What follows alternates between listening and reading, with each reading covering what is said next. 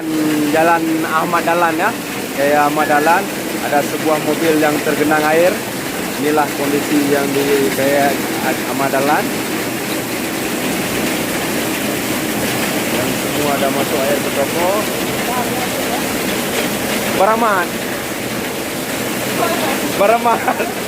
Baramat nih. Pokok. Ini tergenang air semua.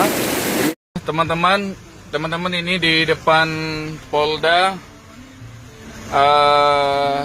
sedikit banjir.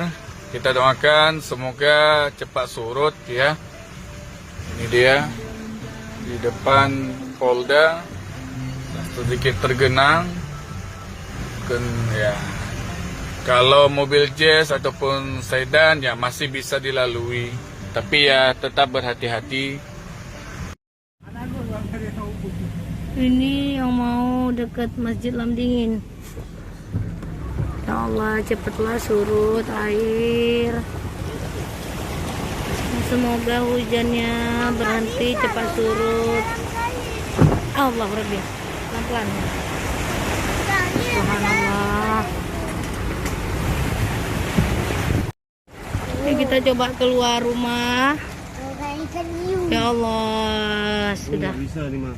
Nggak bisa. Kenapa? Dalam kali nih. Aduh, mobil rendah nih. Wah, ini kawasan Lamdingin. Lamdingin nih. Wah, setengah mobil. Setengah mobil.